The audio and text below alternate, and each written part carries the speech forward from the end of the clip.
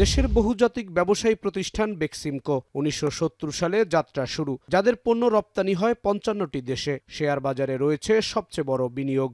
৭০,০০০ কর্মীর প্রতিষ্ঠান বেক্সিমকো সবসময় আর্থিক খাতে আলোচিত ও সমালোচিত নাম।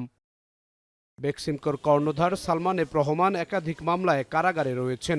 তিনি সাবেক প্রধানমন্ত্রী শেখ হাসিনার আস্থাভাজন হিসাবে পরিচিত দাপুটে উপদেষ্টা।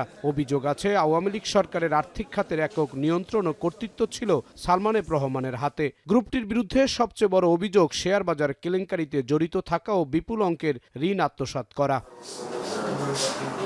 চলতি বছরের নভেম্বর পর্যন্ত বেক্সিমকোর কাছে ২৩টি ব্যাংক ও আর্থিক প্রতিষ্ঠানের পাওনা ৫৫,০০০ কোটি টাকা। গ্রুপটির ১৮৮টি কোম্পানির মধ্যে ৭৮টি কোম্পানি ঋণ নিয়েও পরিশোধ করেনি।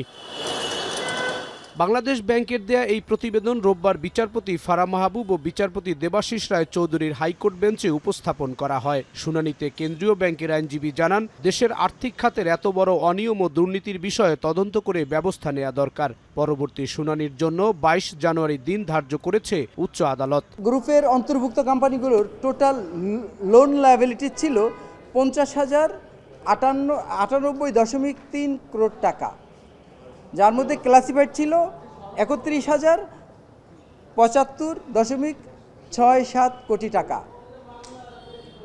এর মধ্যে বেক্সিমকো গ্রুপ অফ কোম্পানিজ ১৬টা ব্যাংক এবং 7টা আর্থিক প্রতিষ্ঠান থেকে লোন সংগ্রহ করেছে। বাংলাদেশ ব্যাংক অনেক আগেও বেশ কিছু অনিয়ম আইডেন্টিফাই করেছে।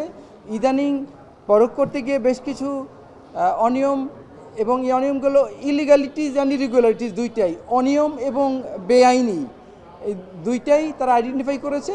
বেক্সিমকো গ্রুপকে শুধু জনতা ব্যাংকে ঋণ দিয়েছে ২৪,০০০ কোটি টাকা, আর নিজের পরিবারের নিয়ন্ত্রণে থাকা আইএফআইসি ব্যাংক সহ রাষ্ট্রায়ত্ত সোনালী রূপালী ব্যাংক থেকেও নেওয়া হয়েছে বিশাল অঙ্কের ঋণ, যা বিতরণে কোনো ধরনের নিয়মকানুন মানা হয়নি।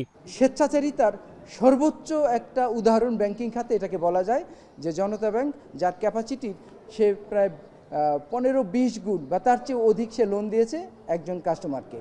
যেটা তার লোন দেওয়ার ক্ষেত্রে তার পাবলিক মানি নিয়ে ডিল করার তার যে বাধ্যবাধকতা এবং যেই নিয়ম নীতি অনুসরণ কথা, তা সে তোয়াক্কা তো করেনি, বরং সে নিজের মতো করে এমন ব্যবহার করছে যা তার স্বেচ্ছাচারিতার সর্বোচ্চ শিখরে উঠাইছে। আর্থিক অনিয়ম দুর্নীতির তদন্ত সহ বেক্সিমকো গ্রুপ পরিচালনার জন্য আদালতের নির্দেশে তত্ত্বাবধায়ক নিয়োগ দিয়েছে সরকার। জাহিদ হাসান, এখন, ঢাকা।